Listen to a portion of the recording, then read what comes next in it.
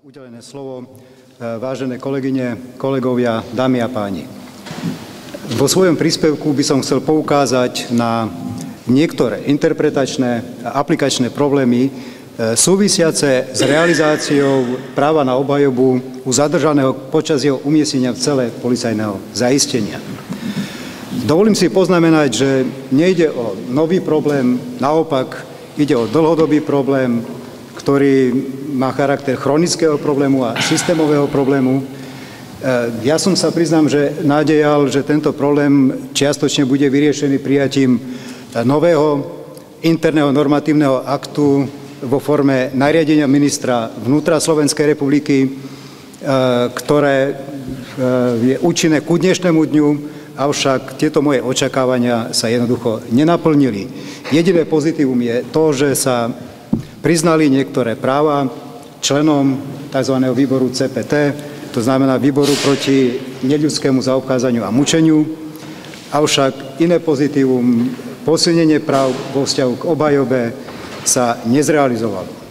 Takže ak dovolíte k jednotlivým problémom, ktoré som identifikoval práve v súvislosti s realizáciou práva na obhajobu u toho obvineného, ktorý je umiestnený v cele policajného zaistenia. Predovšetkým vyvstáva problém, ktorý súvisí s interpretáciou, dovolím si aj identifikovať konkrétny článok predmetného nariadenia, teda ide o článok 8 odsek 1 písmeno I, keď policajt vykonávajúci ochranu cely policajného zaistenia podmienuje okrem iného možnosť kontaktu so zaistenou osobou, ktorá je umiestnená v cele policajného zaistenia písomným súhlasom orgánu činného v trestnom konaní, respektíve súdu, ktorý nariadil umiestnenie tejto osoby v cele policajného zaistenia.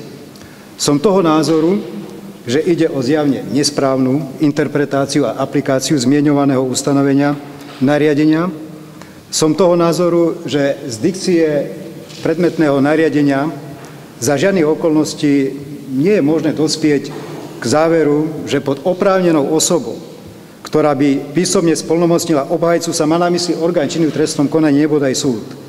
Takýto výklad podľa môjho názoru je v rozpore so samotnou podstatou splnomocnenia, teda mandátu, na základe ktorého jeho obhajca je aktívne legitimovaný konať v mene svojho mandanta. Jednoducho, podľa môjho názoru, udelením plnomocenstva sa nezakladá právny vzťah medzi orgánom činným v trestnom konaní, respektíve súdom a samozrejme podozrivým alebo obvineným, ale naopak s obhajcom.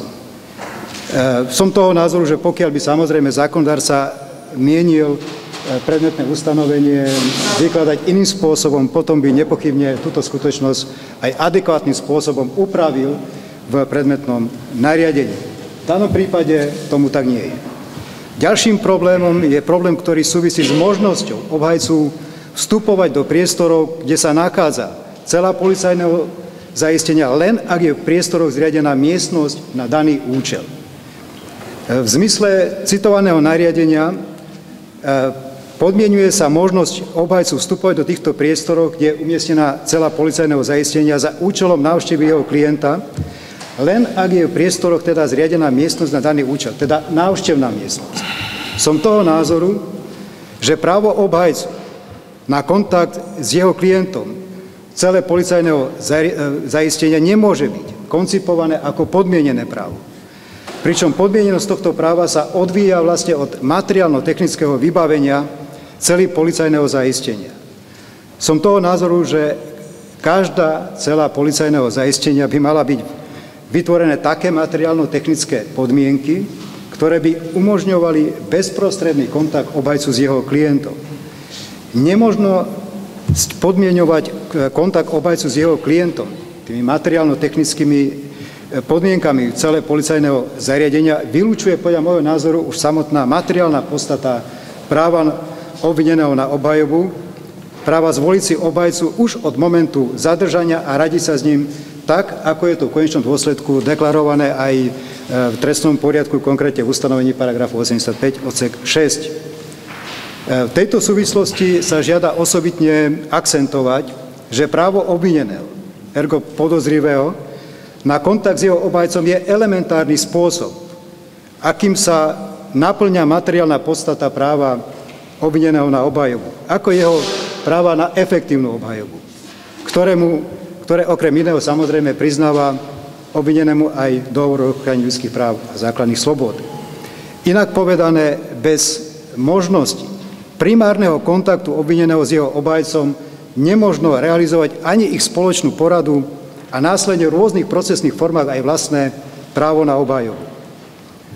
Som toho názoru, že odopretie kontaktu obvineného s jeho obhajcom, respektíve jeho podmieňovanie existenciou adekvátnych materiálno-technických podmienok v CPZ dochádza k popretiu jeho podstaty a účelu. Navyše, som toho názoru, že akékoľvek obmedzenie základného práva či slobody zaistenej osoby nemôže byť realizované na základe imperatívu, ktoré je obsiahnuté v internom normatívnom akte, v danom prípade predmetnom nariadení, ale vo všeobecne záväznom právnom akte, konkrétne samozrejme v zákone. Tomuto samozrejme názoru korešponduje aj článok 17 odsek 2 ústavy, kde sa jednoznačne deklaruje, že k obmedzeniu osobnej slobody nemôže dôjsť inak ako z dôvodov a spôsobom, ktorý ustanoví zákon, nie interný normatívny akt. Ďalším problémom, ktorý súvisí s možnosťou, je problém, ktorý súvisí s možnosťou obhajcu rozprávať, radiť sa s jeho klientov zaistenou osobou CPZ bez prítomnosti tretej osoby, teda bez prítomnosti v danom prípade policajta, ktorý vykonáva ochranu celý policajného zaistenia. Práve zmieňované nariadenie priznáva všetkým oprávneným osobám s výnimkou členov výboru CPT, teda výboru na zabránenie mučenia neľudského zaobchádzania, právo vstupovať do CPZ len v sprievode policajta, ktorý vykonáva ochranu celý. Ideovo samozrejme nadväzuje na článok 8 konkrétne, odsek 2 aj článok 8 odsek 3 predmetného nariadenia, podľa ktorého teda možno viesť rozhovory so zaistenými osobami bez prítomnosti policajta vykonávajúcu ochranu celý, sú oprávnení výlučne a jedine zmieňovaní členovia výboru CPT. Som toho názoru, že predmetné ustanovenia interného normatívneho aktu, teda nariadenia, flagrantným spôsobom popiera samotnú podstatu práva obvineného na obhajobu, respektíve právo na prípravu obhajoby, ktorého imanentnou súčasťou je aj celý rád procesných práv obvineného, osobitne právo radiť sa so svojím obhajcom už počas zadržania, a to bez prítomnosti tretej osoby. Za týchto okolností treťou osobou, samozrejme, chápem a vnímam to, je aj osoba policajta, ktorý vykonáva ochranu celý policajného zaistenia. Prítomnosťou práve tohto policajta nazdávam sa, že sa narúša dôvernosť rozhovoru medzi obhajcom a jeho klientom. Ďalším problémom, na ktorý by som chcel poukázať, je problém, ktorý súvisí s umiestňovaním zaistených osôb do miestnosti, do priestorov, ktoré nemajú charakter celý policajného zaistenia. Problém súvisiaci s umiestňovaním zaistených osôb do priestorov, ktoré nemajú charakter celý policajného zaistenia, je o to naliehavejší, že zaistenej osobe podstatným spôsobom sťažuje realizáciu práva na obhajobu, nakoľko v uvedených priestoroch nie sú vlastne vytvorené elementárne materiálno-technické podmienky na jeho realizáciu. Na uvedený aplikačný problém v ostatnom čase poukázala aj ombudsmanka Slovenskej republiky, keď aj v tejto súvislosti do Národnej rady Slovenskej republiky predložila oznámenie o nedostatočnom vykonávaní opatrení zo strany Ministerstva vnútra Slovenskej republiky, kde sa konštatuje, že, citujem, polícia na obmedzenie osobnej slobody osôb nepoužíva výlučne na to zákonom určenú celú policajného zaistenia a teda nepostupuje pri obmedzení osobnej slobody výlučne zákonom ustanoveným spôsobom. V tejto súvislosti som toho názoru, že umiestnenie zaistenej osoby za podmienky samozrejme, že je realizované podľa zákona o policajnom zbore do tzv. Predvádzacej miestnosti za účelom realizácie administratívnych úkonov súvisiacich so zaistením nemožno vo všeobecnosti považovať za porušenie základných práv či slobod. Iná situácia však nastáva, keď do tzv. Predvádzacej miestnosti sú umiestňované zaistené osoby na základe rozhodnutia orgánu činného v trestnom konaní, respektíve súdu. Charakter priestorov, kde sa takáto zaistená osoba umiestňuje, sa javí podstatný z hľadiska požiadaviek na jej materiálno-technické vybavenie, ako aj režim, ktorým sa spravuje, čo samozrejme neplatí v prípade tzv. Predvádzacej miestnosti. V závere si len dovolím poznamenať, že existujúce prostriedky, ktoré by zjednali nápravu tohto existujúceho stavu, tejto nezákonnosti, konkrétne aj prostredníctvom dozorujúceho prokurátora, sa z môjho pohľadu javia ako neefektívne. Nakoľko častokrát náprava prichádza oneskorene, kedy už skončila alebo teda uplynula doba zaistenia.